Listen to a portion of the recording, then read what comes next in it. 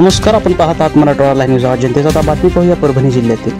परभणी जिल्ह्यातील मोजे आर्वी येथे ढगफुटी झाली आणि ढगफुटीने आता सामान्य जनतेच्या घरामध्ये पाणी शिरले आहे. त्यामुळे शेतकऱ्यांच्या व्यथा आता कठीण झाल्या असून शेतात तर पाणी आहेच, पण आता घरात देखील पाणी शिरले असे शेतकरी सोपान कदम यावेळी आपल्या भावना व्यक्त करत होते. आमचे प्रतिनिधी गजानन कापसे यांनी यावेळी थेट संपर्क साधला आहे. पाहूयात ग्राउंड रिपोर्ट शेतकऱ्याच्या काय अवस्था आहे. मायबाप सरकार बघा ही काय अवस्था झाली आहे गोरगरिबाच्या खात्यात ताटात धान्यात अक्षरशः त्यांच्या झोपेमध्ये पाणी आलं आणि अक्षरशः त्याची वाहून जाण्याची परिस्थिती झाली. सरपंच असो, खासदार असो, आमदार असो, त्यांच्या स्वार्थासाठी निवडणुकीसाठी या गोरगरिबाच्या पाया पडण्यासाठी पाय धरताना पैसे घेऊन येताना स्वार्थासाठी पाय धरले व यांच्या घरापर्यंत आला का तर त्यांचा स्वार्थ त्याच्या सुखासाठी. आज हा गोरगरीब जनता दुःखामध्ये कोणता सरपंच येत नाही, कोणता आमदार येत नाही, कोणता खासदार येत नाही. अक्षरशः स्वार्थासाठी नरेंद्र मोदी साहेब मुख्यमंत्री साहेब या मराठवाड्यात आले स्वार्थासाठी निवडणुकीसाठी. पण माझी गोरगरीब जनता पाण्यात जाताना पाण्यात मरण पाहताना पण येथे कोणता देवेंद्र फडणवीस आला नाही, कोणता देवा आला नाही, कोणता टरबुजा आला नाही, का नरेंद्र मोदी आला नाही.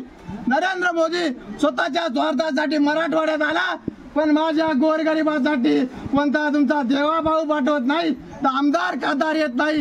अक्षरशः माय माऊलीच्या डोळ्यामध्ये पाणी आले. सरकार आजवर आमच्या शेतामध्ये पाणी होतं, आम्ही ते सहन केलं. आज आमच्या घरापर्यंत पाणी आलं, आमच्या घरात झोपीमध्ये पाणी शिरलं. आमच्या जगण्याची वस्तू, खाण्यापिण्याच्या वस्तू, राहण्याचं घर सुद्धा पडलं. आता आमच्या जगण्याची आशा सुद्धा राहिली नाही. निसर्गाने मारलं तर सरकारने तारलं पाहिजे.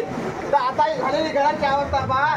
मुख्यमंत्री साहेब तुमचा बंगला ठिकठिकाण असताना तुम्ही किचनसाठी, बेडसाठी, राहण्यासाठी लाखोच्या उलाढालीनं गोरगरिबाच्या पैशातून तुम्ही खर्च करता. आज या झालेल्या गोरगरिबांची अवस्था पहा.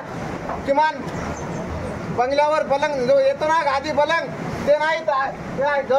गोरगरिबाला एखादी 4 पायी तरी द्या, 1-2 वाटी थाटी तरी द्या, त्या जगण्याला आशा जगेल. और काय बघा या माय माऊलीच्या डोळ्यात अश्रू आणि या अश्रूचा टळटळा तुम्हाला फेडावा लागेल. एक दिवस तुम्हाला टळटळा फेडावा लागेल. सरकार मायबाप बघा आता तरी जागे व्हा.